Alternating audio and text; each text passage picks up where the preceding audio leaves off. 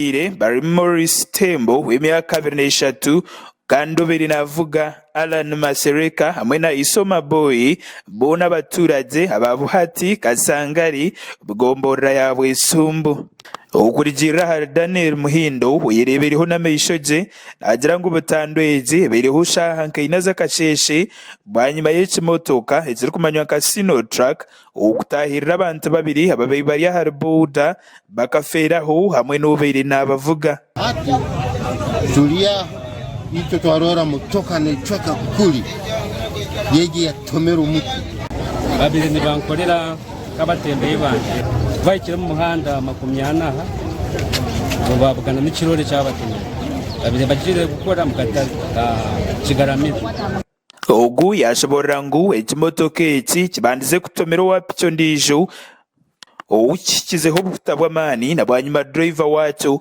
nduko kangara no mu mutima akatomera abandi bantu abayi bari hari piki bona bakaferaho. And by so doing, picked up one person who was on a motorcycle. Then the second motorcycle is number UEF 925N. The motorcycle had 3 people on it.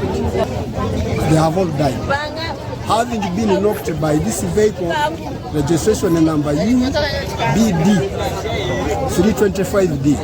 Mundijo Butandu ebeiro mu lowa Nyangereka burihima town council boda ibiri zidomere ine busobwantama ekiretera ababeino bazivuga bombi baferaho kanda babere bahekere nabo bargaho no butabwamani Mugandi hariho Ndijo Butandu ebeira hanguto ya Kinyamaseke mu Nkunyu mu Rubukonzo County East aho fuso namba uaza 2016 eitire ka Mukungu banyuma ya Butandu driver wa fuso atwirwa hirwaro iri akagando hospital umumbera mbi mununga kandi abandi bashatu ababibagirumu batwirwa hirwaro ya Kinyamaseke Health Center 3 umetown council ya Kinyamaseke.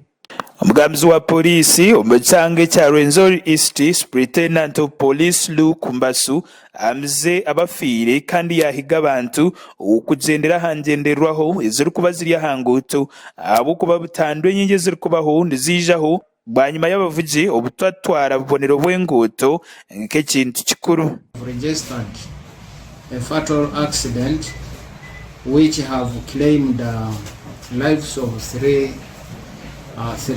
persons.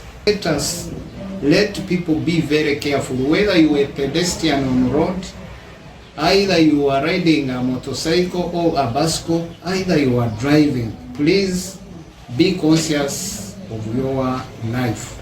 Mugamzi wa polisi umucange cya Rwenzori East Superintendent of Police Luke Mbasu yahamya Butandu ari kugira ngo abantu ababona bafire konka yayihanangiriza abakoze senguto okwegendesereza gukanda bagendere nahabonero bwahanguto. As I talk, these people are in the mortuary pending postmortem and be handed to his relatives for burial. Bibiri y'abantu aba batanu abafire yona itwirwa hirwaro ya Kasese Municipal Health Center 3 Shaka